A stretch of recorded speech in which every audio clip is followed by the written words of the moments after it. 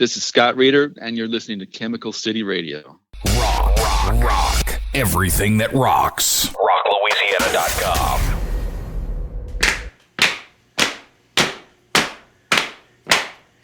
Hey, what you smoking? Got enough for me? Hey, what you smoking? Got enough for me? Welcome to Chemical City Radio, brought to you by RockLouisiana.com. Put that in your pipes and smoke it. On this episode of Chemical City Radio, we have Scott Reeder from Kyuss, Unida, The Obsessed, and now Fireball Ministry. But coming up right now, we have a song from Kings and Liars called Burn to the Ground.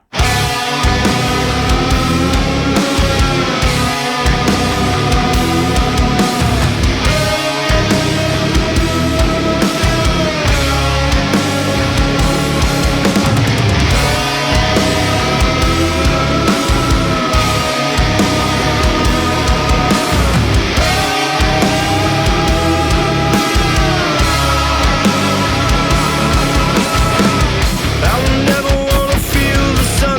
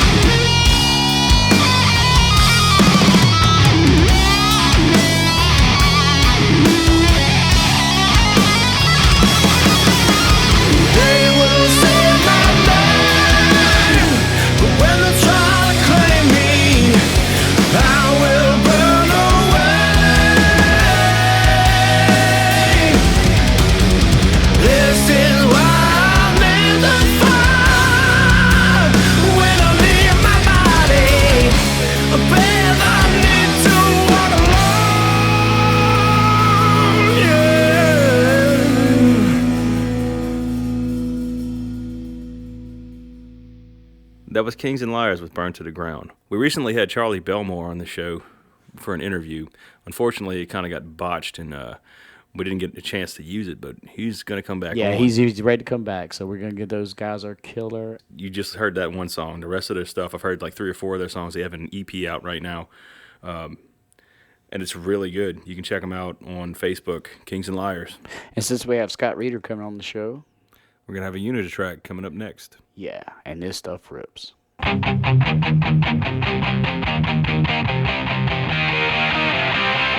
Just a clown with your puppets in place. Who are you?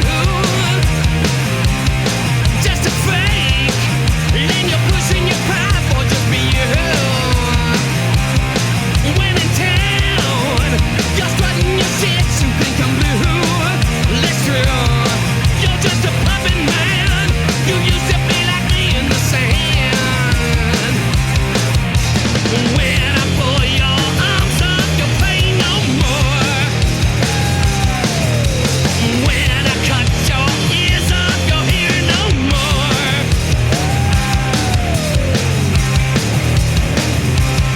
Just a game to you. Play all you want, I don't want to. You're just a joke, man.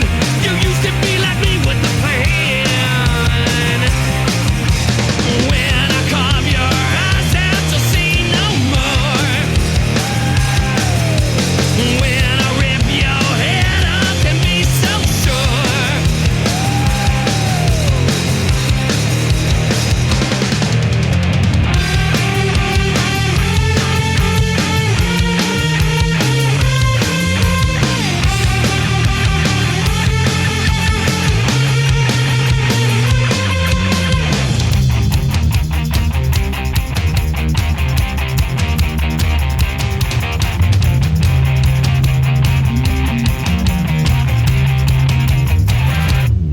Just a fool to know how you want, I don't want to.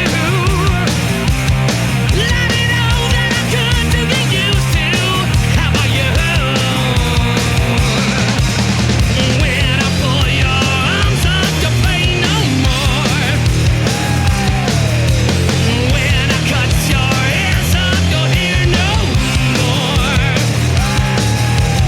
When I rip your head up, can be so sure. Can be so sure.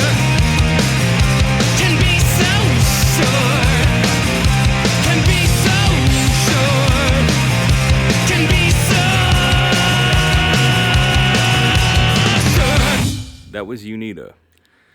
We're going to talk for a minute about what just transpired Yes. at the Today Chemical was- City Studios today. Yes. It was this was pretty. I've been like giggling like a schoolgirl all day talking about it just went A down. schoolboy, but yeah, schoolgirl. I mean, hey, don't assume my gender, buddy. Yes, but we did Scott Reeder, which you're about to hear that interview, and he was very candid. We talked about the song you just heard, the album that just played, and a lot of stuff that he went into a lot of stuff, Details yeah. about early days of Kyuss, touring in Germany with the Yeah. Obsessed. It was How he got into Kyuss. Yes, it was amazing. It was so awesome, and he's such a gracious guy, and it was really cool to have him. He was so candid and cool, and it felt like he was in the room with us almost, or like we were hanging out with one of our friends. He was, Yes, he he's was very, very super good, awesome. So you want to tune in for that because it's coming, and we also did Ed King from Leonard Skinner I talked to the dude that played Slide on Mr. Banker today, and Curtis Lowe. and Curtis Lowe. That was one of the. Well, we shouldn't say the questions that we. that. And he was very candid too. Yes. He was very nice and gracious, and that was probably the most nervous I've been. Yeah. Talking. Ed King, like he's wrote songs that are in the realm. They will live beyond all of us. Yeah, like strive to try to write a song that good that would get picked up and like known on that level, and this dude did it. Yes. And it's And Man, well, I don't want to give away the interview, but he was very candid, and we're gonna air that interview along with a friend of ours, Chris LeBlanc. Yes. We decided to take Chris LeBlanc, who I'm still petitioning the Rock and Roll Hall of Fame, Louisiana, for him to be in there Yes. because he should be. And you said he has a ton. He has a of- bunch of unreleased music that we're gonna play along with the Ed King interview. So we're gonna feature kind of a classic rock episode because we're gonna try to change things up here. I don't know about how, like, as far as like our the base of people that listen to this show, they probably know Chris LeBlanc as being more of a cover guy playing like the bars around town and running in the whole cover scene, but he actually has done a ton of really good stuff that he's written by himself. He's released 3 CDs, but he has a ton of stuff he hasn't released either. So You posted a video of his the other day. oh yeah. And I saw people left and right that had never even heard it, like clicking. I was like, holy shit. Like, what is this? It's like this dude's like in BR, killing it, writing killer songs. He's an amazing guitar player. His band, if you see him live, they're fucking flawless. So yeah, we're gonna have him on. And when I text him yesterday, he's actually playing in Florida, I think, right now this weekend. And I was like, man, we got Ed King coming on, so we're gonna put you with Ed King. And he was like, oh, Ed King is like one of my favorite guitar players. So that's gonna be a really great show. And then we also talked to the guys from You're the Tyrant, which will air on the show after this. It's Vinny LaBella, bass player for Heathen, Grip Incorporated with Dave Lombardo, Sasha from Forbidden. They didn't give us the singer. We were hoping for that. We were hoping really hard. It may break before that show comes out. But we got Vinny LaBella, the godfather of groove metal, to give us a Stories from the Road, which is pretty Oh fun. yeah, he had a really funny story about being in Holland. So y'all stick around and check that out later. Watch out for that werewolf, yo. All right, well, we're gonna spin some tunes. So what we got? We got Dragonaut by Sleep coming up next.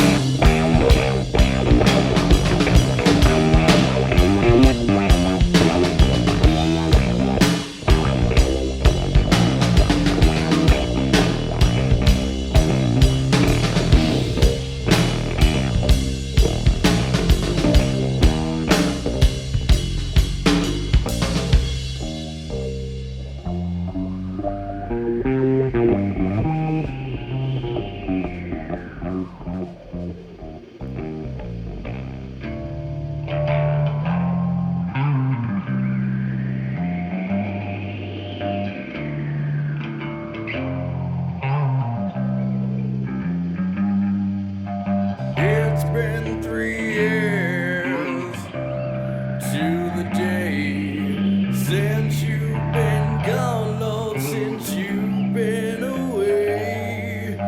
Holding this bitterness, the taste on my tongue. Lying, you told me, Lord, that you'd never go. Holding this bottle right close to my side.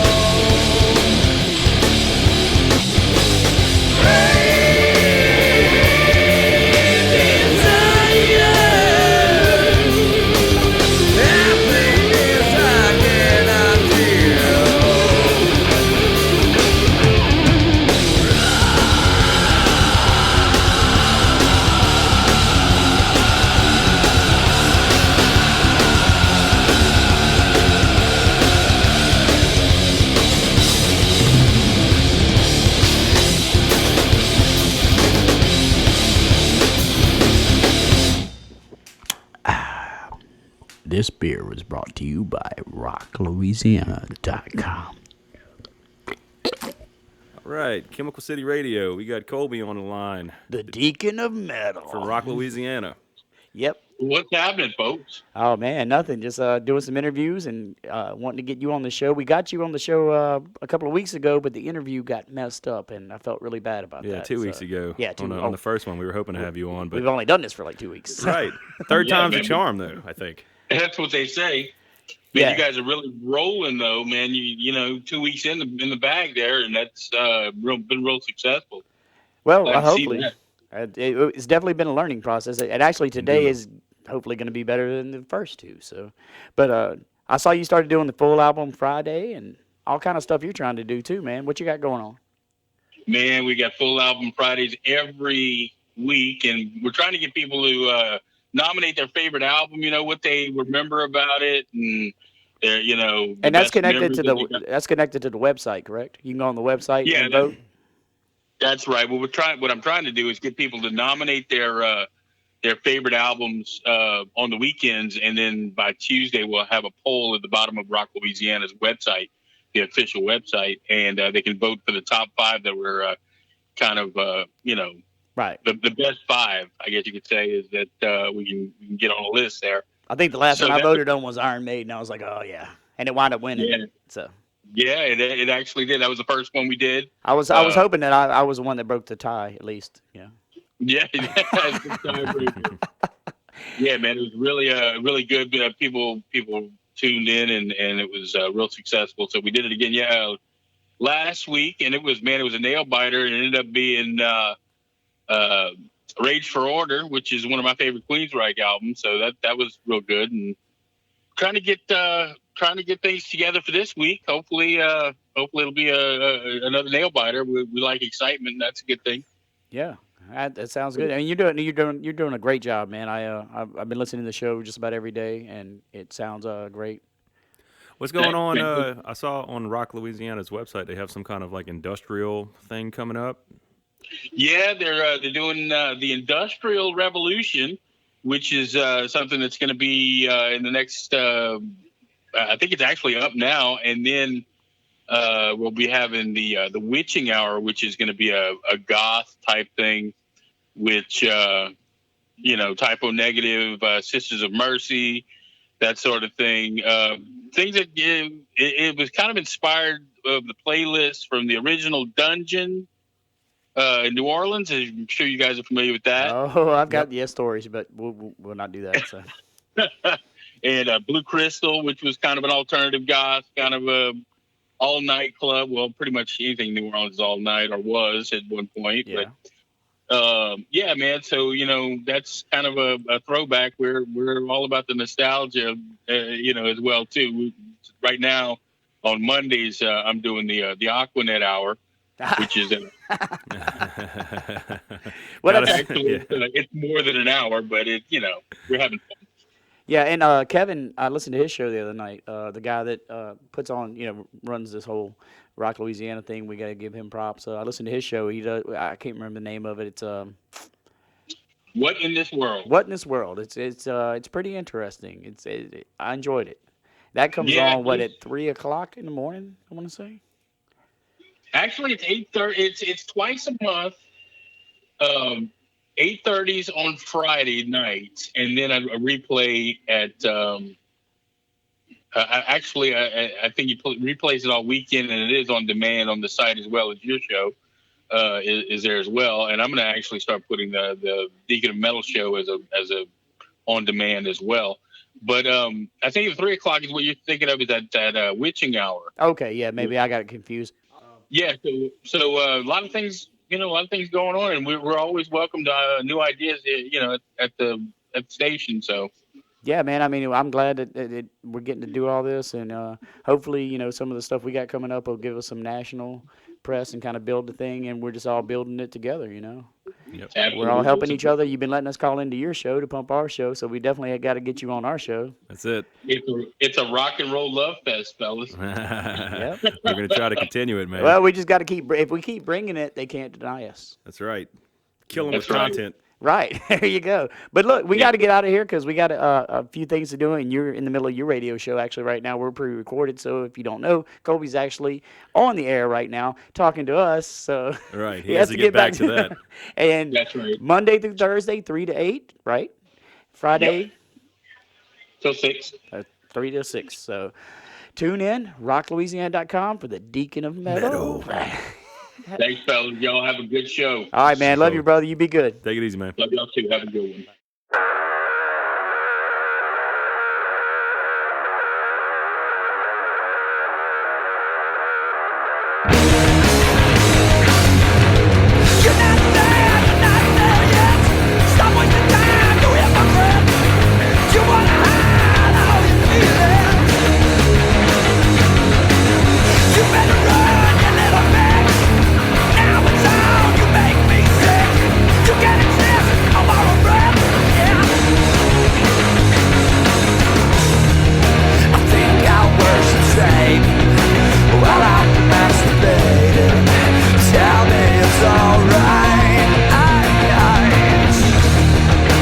Everybody knows that if it's said it's so, I'm probably going blind.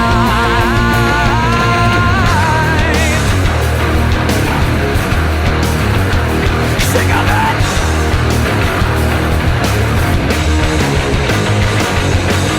You're not dead yet. Don't bite my hands behind my back. Celebrate your innocence, yeah. You're so scared, it makes me sick. Don't know your eyes and power trip. Tracking sand with your fingers. I think I worship sin while I'm masturbating. Tell me it's alright. 'Cause everybody knows that if it's said it's so, I'm probably going blind.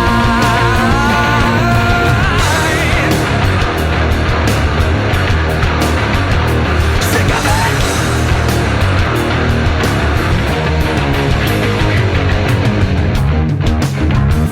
Sick of it.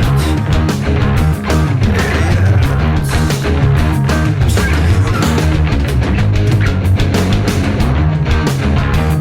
Sick of it.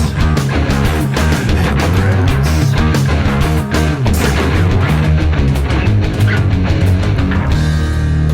I think I worship Satan while I'm masturbating.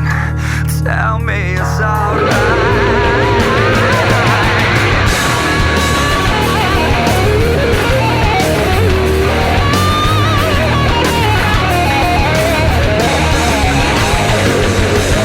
You're not dead yet. Well, surprise, I'm sick of it. I like to practice what I preach, yeah. I think I worship Satan while I'm masturbating. Tell me it's alright. 'Cause everybody knows if you say it's so, I'm probably going blind.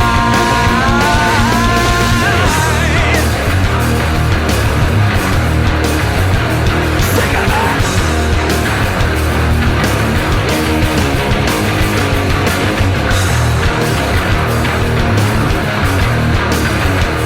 Sick of it.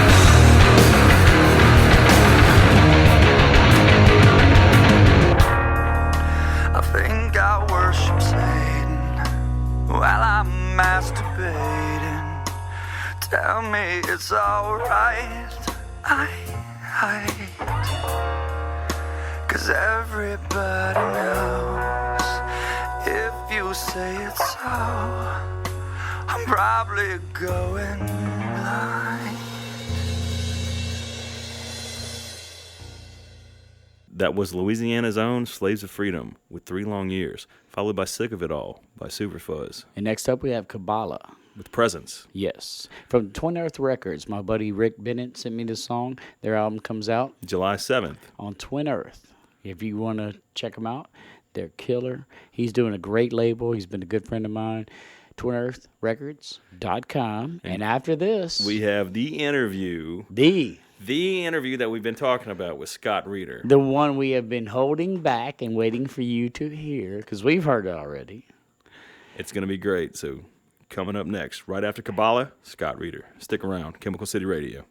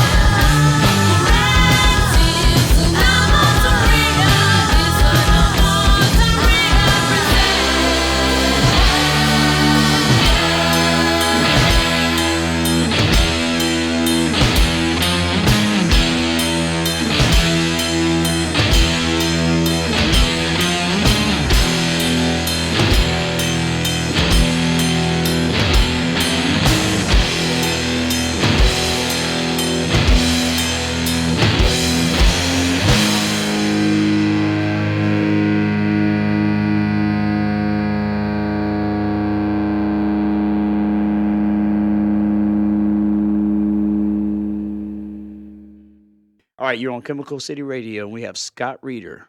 How's it going, man? I'm good. All right, how's out there in Chilling. Cali, man? Oh, it's pretty hot. It's getting up there. We've had a few days where I live in Banning, which is about 20 miles out of Palm Springs, and it's getting up to like 106, 110. Not too bad. I mean, Well, I've seen 129 before. That's Jeez. freaking That's hot. serious. We're in South Louisiana. It gets pretty hot down here. I think the difference is the humidity down here is so much more. Yeah. Yeah, it's like Yeah, you're here wearing it's it like a blanket. usually a dry heat. We're getting some humidity today, and it's a little sticky, but it's not bad. I saw recently. It looked like y'all had a fire out that way, man. It's all the horses. Yeah, and- it started at our neighbor's house. Hey, I don't know if somebody flicked a cigarette into the cattle guard that's over there, but it looks like that's where it started, in the cattle guard, and it just swept right up the hill. And there were bombers all over the place dumping the Phosgene. They had a big wood pile for the firewood, Oh. and it got covered with Phosgene. I don't think it's Oh, going to man. burn too good. That's got to be terrifying when that's going on. Oh man, if it caught the trees around our houses, we'd be toast. The studio'd be gone, the house would be gone. So, you grab a couple of things. I usually grab my dad's ashes and his guitar and maybe some computer drives and some photos, and that's about all you can do. it's kind of like us with the hurricanes. And when they're coming, you just hope for the best and Yeah. get out. Yep.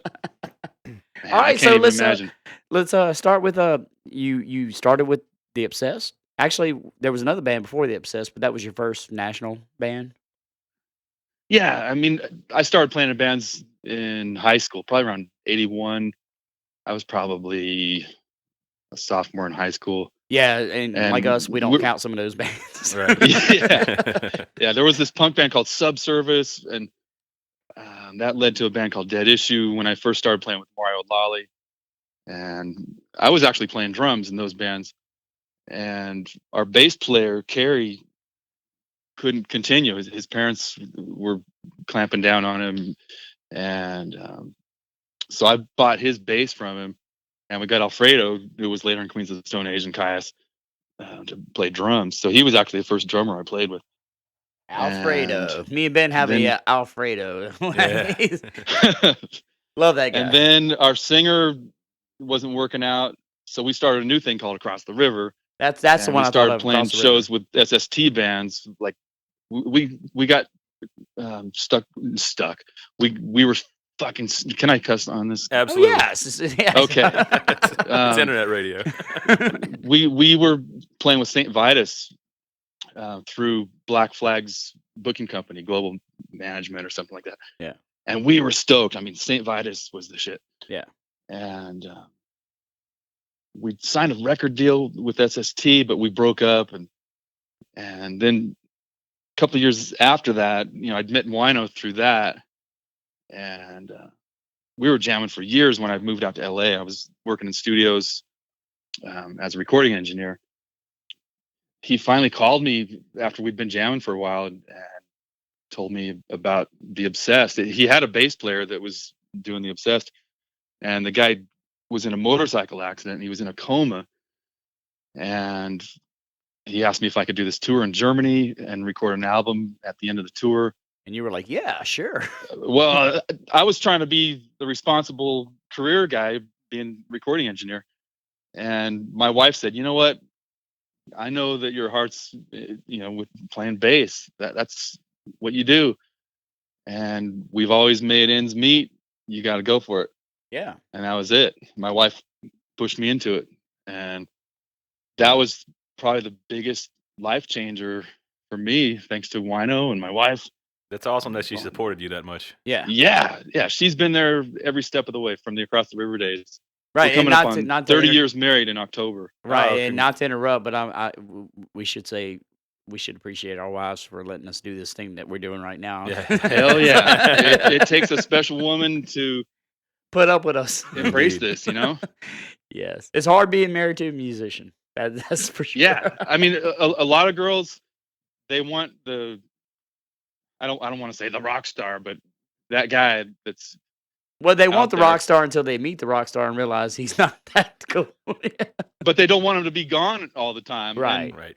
have other people around him. And, it takes a special woman, a very secure woman to say, you know what, go for it. Right. And that's awesome. And I'm so thankful for my wife being there behind me and next to me every step of the way, Right. So how'd you transition into Kyuss? When I was in the Obsessed, let's see. We'd been touring in Germany a few times, and I was introduced to Brant. I mean, we came out of the same scene, but those guys were way younger than I am, 8 years younger. So I wasn't really aware of what they were doing. And I heard the Wretch album. I didn't really dig that too much, but I was stoked that somebody from the desert was actually getting out there and doing something. Right. And I was introduced to Brant, and he got us on this tour. It was Kyuss, The Obsessed, and Wool, which was the Scream guys after Dave Grohl split and joined Nirvana. That was a good And the career three- move on his part. well, Wool was a great band. Scream was a great band. But yeah, Nirvana kind of, yeah. Yeah, I mean, you can say it was a good career move. Yeah. In retrospect. So we're playing, these are three great bands touring the West Coast. And there were a couple of shows where we were literally playing to each other and the bartender and the sound man. It was crazy. If those three bands right. toured It together did, right. today, Yeah, it'd be phenomenal. And- so we got up to Washington. We played in Seattle, and this is 1992 because we're touring for Blues for the Red Sun. I joined the band before Blues for the Red Sun came out. Oh wait, no, we're not there yet. Sorry, That's okay. we're Go almost ahead. there. It's But all the pre-recorded, Seattle we can guys edit were it there. all. Dave Grohl, I think Chris Novoselic was there. We saw a couple of Soundgarden guys walking down the street. It was just like, holy shit, this is like grunge city right Central. Yeah. here. And so anyway, afterwards, I rode home with the Kyuss guys, and Nick rode home with the Obsessed guys, and they hit That's me up funny on the way because- home. Go ahead. Yeah, they hit me up on the way home. I think we were probably not even an hour into the drive, and they're like, "So, what do you think?" And at that point, the Obsessed was about to sign with Columbia Records, and I politely turned them down. I said, "Man, things are going really good right now. I don't want to desert what's going on, you know." And probably maybe a month or two later, Brant called me. I was at work doing my engineering stuff in LA, and he said, "Dude, I know you don't want to join the band, but we fired Nick, and we've got some big gigs coming up. Can you at least fill in until we find the right guy?" I'm all, "Fuck yeah, man, that'll be fun." So probably that weekend, my wife and I went down and we played at Josh's house. And I think it was in the garage. And that day after practice, me and Josh jammed a little bit, and we threw together what became Space Cadet on Sky Valley on the very first day. Nice. That's nice. Well, that's good Yeah. chemistry, apparently. Well, Yeah, I mean, and it was you know, with ho- chemistry, you know if it's going to work or not right off the bat. Yeah. So. yeah. So that night there was a barbecue, and I asked my wife, "What do you think about moving back to the desert?" And she's all, "I would fucking love to move back to the desert." I said, "Okay, well, that's it." I went back on that Sunday. I had a rehearsal with the Obsessed, and Wino came at me. He's all, "So how did it go?" I'm like, "Dude, it was pretty cool, man." He's all, "So what are you gonna do?" I said, "Well, I'm gonna join these guys." And I told him I would finish up the tours that we had coming up already booked. And he's all, no, it's cool. We'll deal with it. And he was totally cool. That's awesome. They did that. Yeah. Yeah. And that was it. The first like kind of performance I did was the Green Machine video. And then Nice. the first show was the record release party for Blues for the Red Sun. We had a show with Body Count during that whole cop killer thing. Oh wow. Crazy. That's kind And of then a there was crazy combo. this huge music convention in LA that was called the Concrete Foundations Forum, I think. And we played with a bunch of crazy bands, Kyuss, Siskin, and I think Crowbar was there. From Crowbar. That's one of our friends from down here. Hometown boys there. Yeah, I'd have to find the roster from that one, but there were some amazing bands that played that night. That was a huge crowd, just like this huge hotel ballroom, just packed with people. Yeah. And I was like, holy shit, man, this is gonna be awesome. I kind of miss Kyuss at that time, and then like Kyuss has taken on a life of its own afterwards. That just After the split, well, yeah. I mean, like now y'all are held in such honor. Yeah, yeah, But things were just starting to catch on in the States. I mean, in Europe, we were crushing over there, and I kept telling those guys because I'd been over there, what, maybe 4 times with the Obsessed, and when I joined Kyuss, I was like, we have to fucking get to Europe, and it. I don't know if management just didn't know how to make that step, didn't have the connections to make it happen. But once we got over there, it was just boom, boom, boom. We played the Dynamo Festival in front of there's 100,000 actually people. I think there's YouTube video of that, right? I don't know about the Dynamo Festival. I've seen the Bazaar Fest stuff. Yeah, I think that's the only one Yeah, I've seen. yeah, that was towards the end. Yeah, and The you had Dynamo no Festival shoes was our on. very first show in Europe, and we played for 100,000 people, and man, it was insane. And we did really well in Germany, and things weren't really catching up in the States until the end. Um, we'd play clubs, and they wouldn't be packed or anything, but towards the end, we did a tour with White Zombie. We went through maybe half the states, and on the way back, let's see, we ended up with White Zombie in Florida, and then we booked a bunch of shows to make our way back home. Gas money, Yeah. and every show was sold out, and I was going, holy shit, here we go, it's starting to catch on in the States, and it was just getting good. And we went back to Europe, did some shows with Soundgarden, and then that was it. We parted ways right after that. I was devastated. Yeah, and like you said earlier, if y'all went back now, I mean, it would just be, so like say it was just catching years later. I mean, it must be awesome though to know that it is taking on a life of its own to this new. I mean, Yeah. like it's just. I mean, one thing I like about you is you go into Kyuss World on Facebook and you actually interact with fans and Yes. talk to them. And, Oh and man, give you- I'm stoked that anybody gives a shit. Here we right, are, because it's living 20 on years, past, 25 years down right. the road. It's It's I say, it's crazy to taking me. on a new life. It's just like, Yeah. bam. And I was kind of late to Kyuss, honestly, because in the mid '90s I was playing more thrash and stuff like that. And then it Yep. was around 2000, pretty much Napster days. And my Yep. roommate was like, "Man, you got to check out this band Kyuss." I was like, "Kyuss, what the hell is that?" So he puts it on, and I'm like, okay, give me a minute. And I was like, "Oh, this is great." And it kind of Yeah, got me into that whole genre of the stoner rock and everything. And definitely changed my perspective as a musician. I play Yeah. guitar, and like Yeah.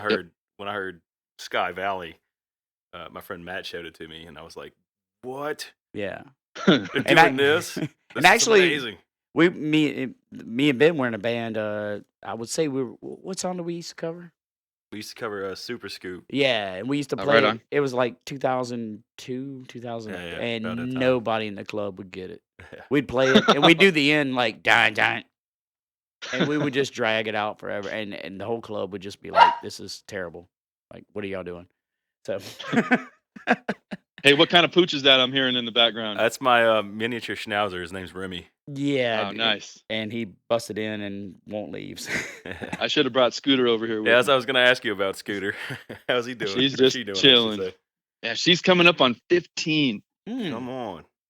Oh man, she's having breathing problems. I know that our time together is kind of precious right now, so it's bittersweet, Yeah. But I'm enjoying every moment. Man, she gets pissed if I don't take her out to feed the horses. Renee comes outside carrying Scooter. You forgot somebody. Oh, it's too fucking hot. She doesn't care. No, got to ride with daddy. Yeah.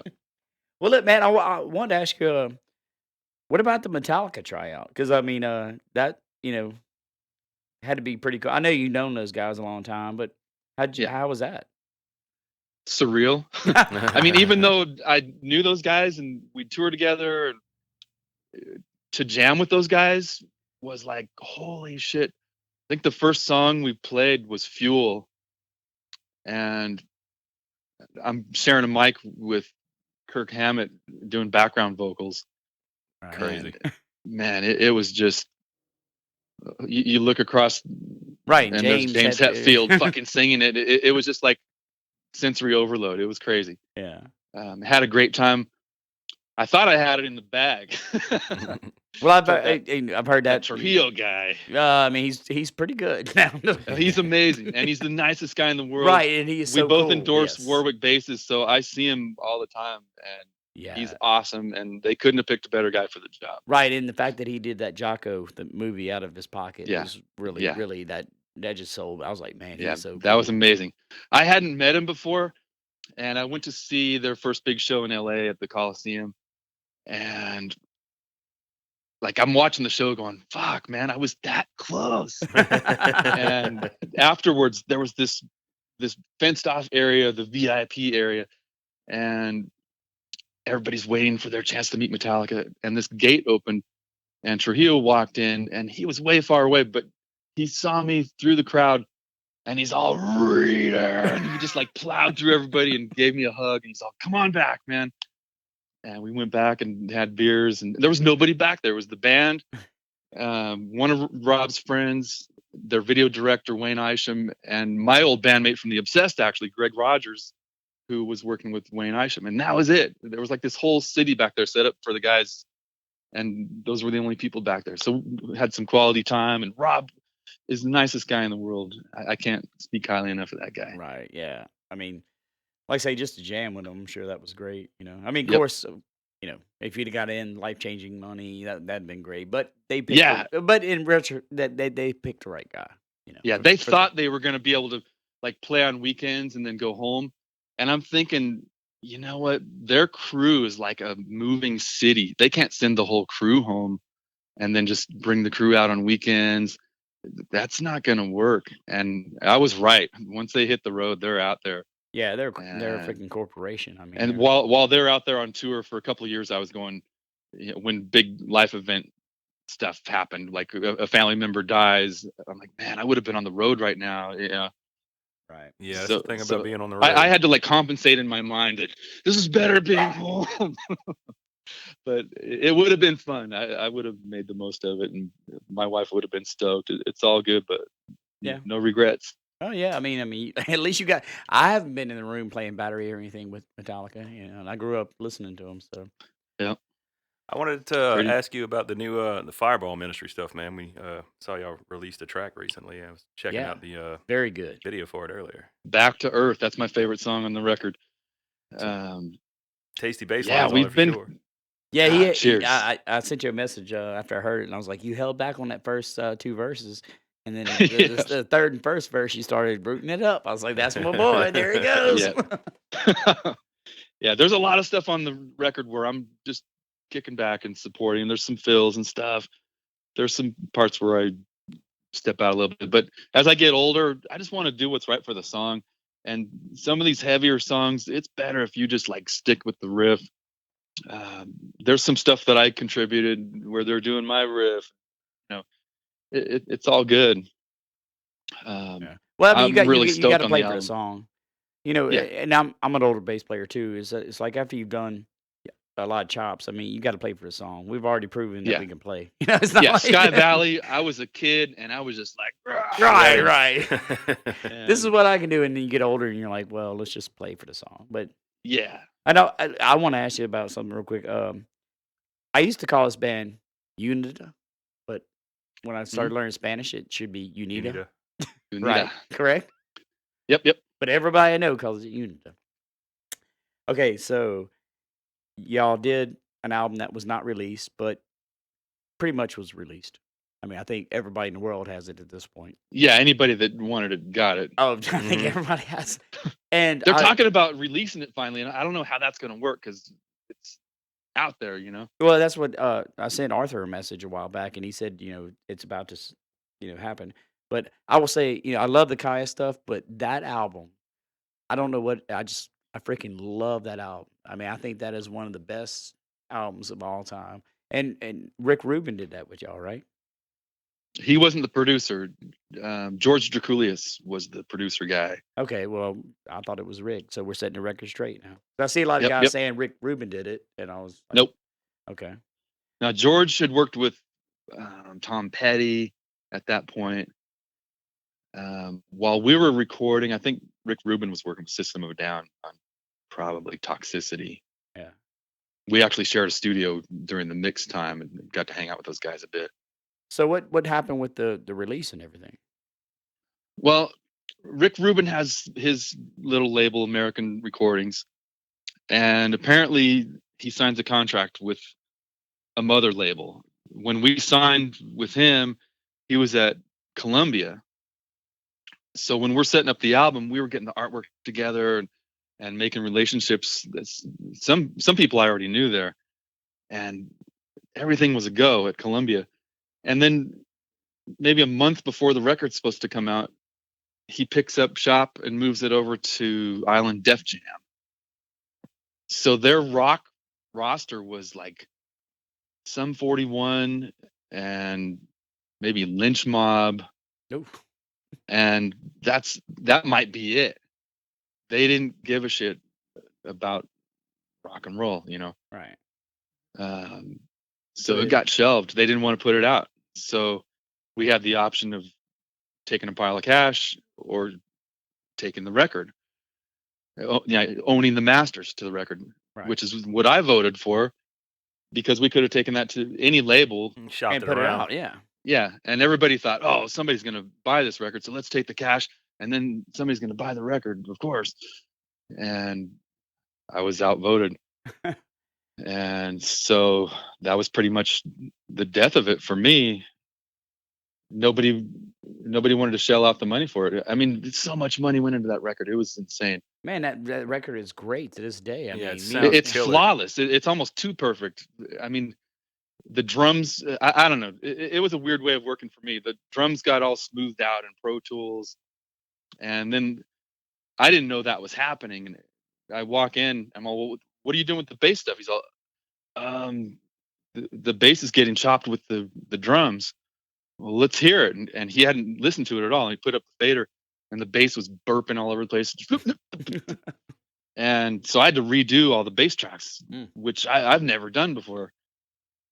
And I was upset, but I had my cousin come in and I just got a bottle of red wine and my cousin sat with me for a day and I knocked out all the bass tracks. Right, And yeah. it sounded good. I ended up being really stoked. We worked our asses off on that record. Well, that's my point. Is that album is so good that it never got a proper release. It personally pisses me off that it didn't get what they acclaim. Because everybody's like Kyuss, and yes, of course. But to me, that album, I was like, man, this deserves to be heard. Yeah, It was a more, I don't even know what the right word is. I don't want to say polished.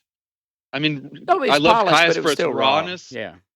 Kyuss was just like, I have the raw tracks from Sky Valley, just bass, drums, and guitar. And that band was on fucking fire.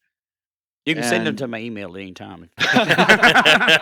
And then the Unida thing, just to me, it's so processed, but I love the songs. Everybody worked their asses off on those songs. And I think it's some of the best stuff that I've heard from John.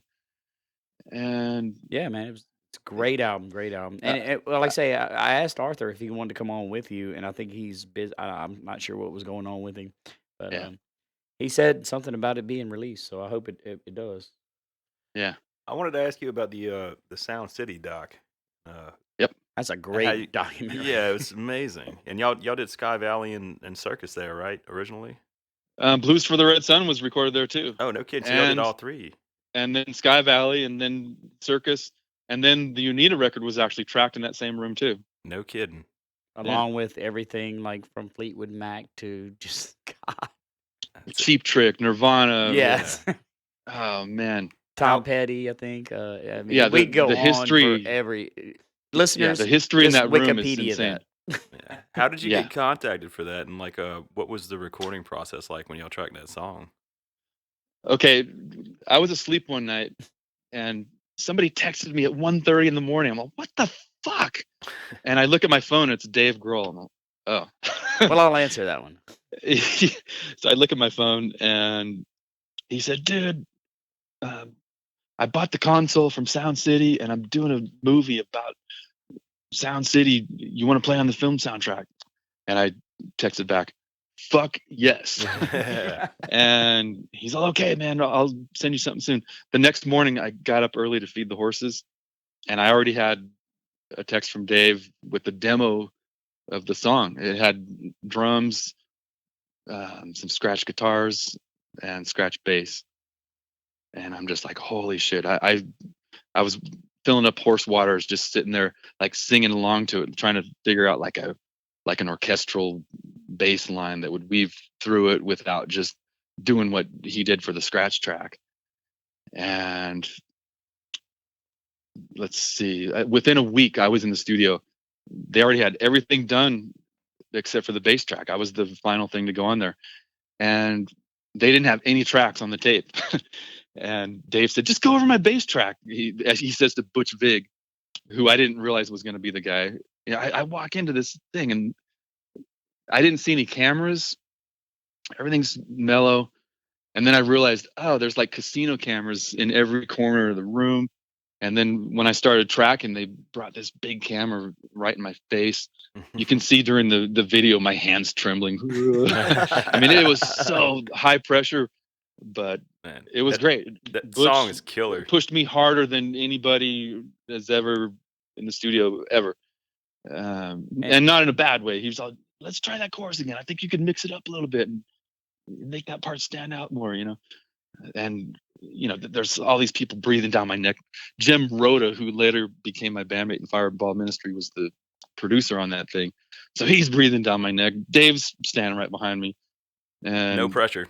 Yeah. yeah, it was nuts. And I had to sit on that secret for months and months. And to play on a track with Rick Nielsen from Cheap Trick, who was the first concert that I yes. went to. Yes, in it was actually 1980 with my first big brother. concert too. No shit. One-on-one tour, 81. Yep. And it was the first time that I'd heard Corey's vocals when I went in there. I was like, holy shit. I was just hoping that what I came in there to play was going to work against what he was doing, because I was throwing in some melodic lines and some crazy fills and stuff. And it all worked out. Fuck. When I finally saw the announcement on Twitter, I was like, exhale. Yeah, I called my brother. say it Dude, now. I can Say play it. on a track with Cheap Tricks, Rick Nielsen, man. He's all, no way.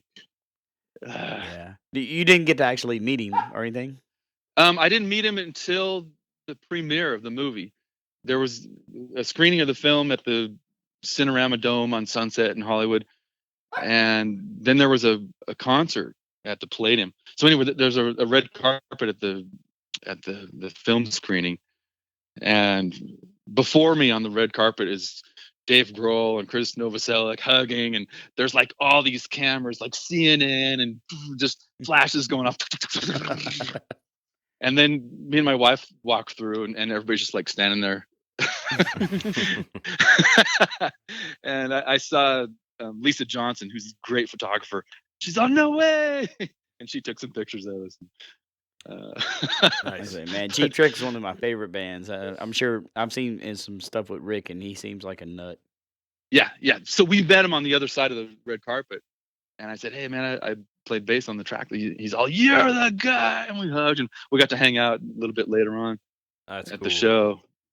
They had a concert at the Palladium with, the Sound City players, and I didn't get to play my song, which was weird. But So you there had were to watch sets- from outside, or you had to watch from the audience. Somebody play your song. it was weird. Chris Novoselic played my song. Oh well, I mean, He did the set. He did a set with Dave Grohl playing drums and Rick Nielsen playing guitar and Corey singing some Cheap Trick songs, and then they played From Can to Can't. And there was some security guy up on the balcony, and he nudged me. He's all, "Why the fuck aren't you down there?" I'm like, nah, dude, it's cool, Right. man. Right. Yeah, I mean, it's your song, but hey, Yeah, because they had to keep the group kind of small because they were touring to all the film festivals and stuff. right. Too So many change outs and all that. Yeah. yeah. So I just rolled with it. It's all good. I was so stoked to be a part of it. The song went to #1 on rock radio. and the album won a Grammy. I've got a fucking Grammy. in Hey, my you got a studio. Grammy. That's fucking all. You deserve one, bro. You do. So no problem. Yeah. Dave Grohl has been a fucking champ every step of the way. When Blues for the Red Sun came out, Nirvana was just blowing up, and he would go to record stores, buy every copy of the Blues for the Red Sun CD, and he would give it to people who he thought could do us some good. He gave it to people at MTV. He gave it to Lars Ulrich. I think he Oh, gave that's it to awesome. Glenn Danzig, who we also toured with, and press people, and so much happened because of that guy. And then for this to come up, and I have a fucking Grammy because of that guy. Right. And then later on, the Sonic Highways thing comes up, and it was part of that too. And it just I've been saying for the past couple of years that Dave Grohl is the coolest fucking guy Yeah. out there. I mean, Yeah, whether and- you like the Foo Fighters or not, or whether you like Nirvana, that dude is straight up just yeah. And has done more for rock and roll than a Yes. lot. Yeah, of, it's you not He's- an act or a shtick. no, he's That's- the that's real the guy. deal. And it continues to this very day, because it was just announced a week ago that Fireball Ministry is on Cal Jam 17 with the Foo Fighters. That was actually And- one of our next And questions. Queens of the Stone Age, October 7th. Segue. And y'all are planning on, that's going to be like an album release for y'all almost, right? Yeah, our record comes out the day before on October 6th. The show's on October 7th. It's about maybe a half-hour drive from my house. Oh, that's Oh, so that's easy. perfect. Yeah. It's awesome. I could come home and feed the horses and then go back and enjoy the rest of the show. Right, and on that, that's October 7th. Y'all are doing that, I believe, and it's going to be with the Foo Fighters and Queens of the Stone Age and Cage the Yep. Elephant and Fireball Yep. Ministry and a whole bunch The of other Obsessed. awesome band. The Obsessed. playing Oh, as well, that's well. like, I mean, it's like old school. Yeah. Everybody. Yeah, I mean, three major guitar players in my life, if you count Dave Grohl. Josh Homme and Wino are playing that day, and not to mention Jim Rhoda and Emily from Fireball Right. I mean, it Ministry. just comes full circle. Be Yep. like a big family reunion. Yep. Big ass barbecue. Generator party. Yeah. Right, yeah. I heard about the generator parties. That must have been something right there. Yeah. So, Scott, if anybody wants to check you out, where can we reach you at on Instagram or Facebook or? Instagram is probably the best for non-political stuff. Twitter's probably the best for political stuff, and Facebook's kind of a mix of both. I stay in touch with a lot of people on Facebook.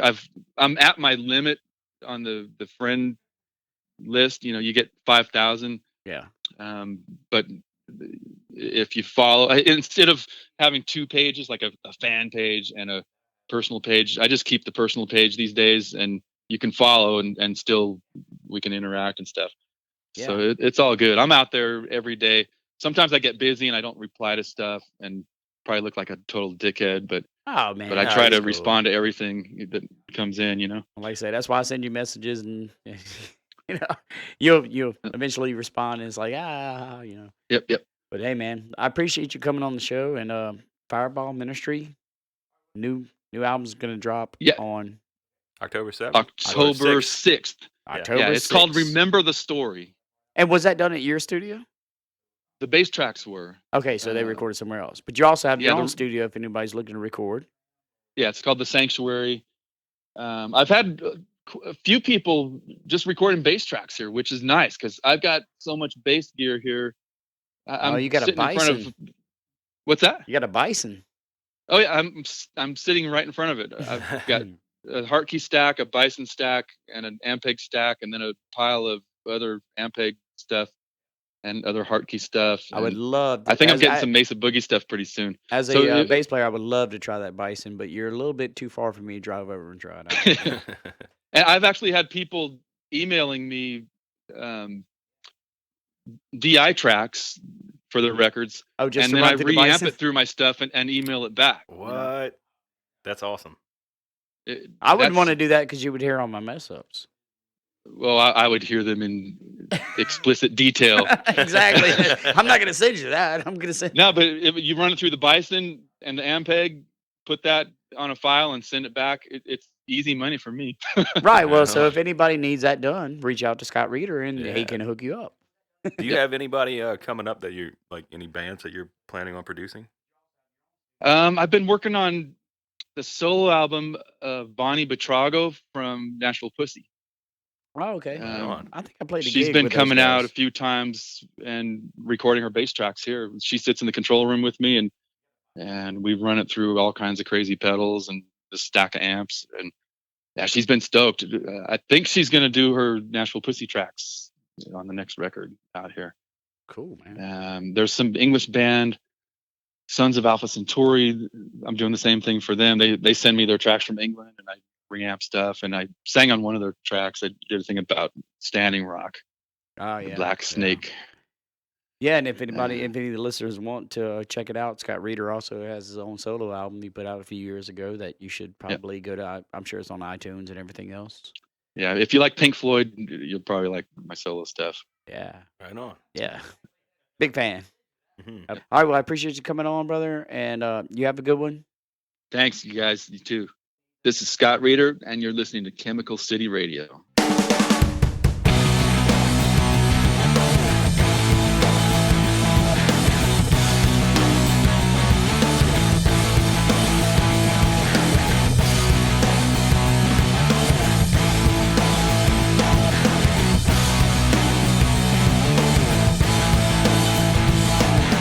Did you not record unto the demon giving treatment to his wounds? And would you not consider it a natural to be born outside the womb?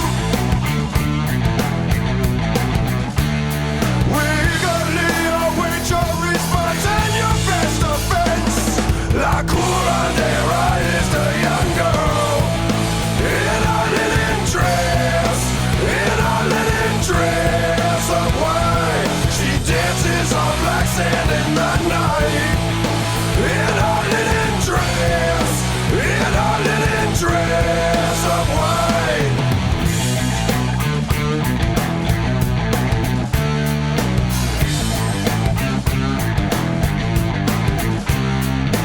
Let us vote to dump the witch and the river Styx and photograph the light.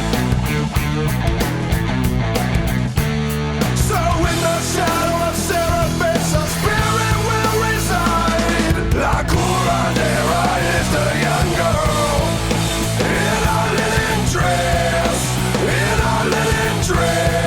of white. She dances on black sand in the night. In our linen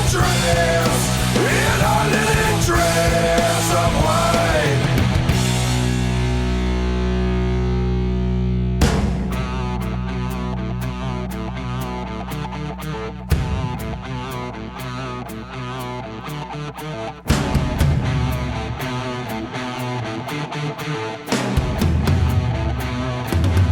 Burning a fire, mouthful of sand. King of the briar, mouthful of sand. The scared and banner, lock and key. Lord of weather, the beast and peace. Shed not a tear for humanity. Go fetch my stars. Shed not a tear for humanity. Go fetch my stars.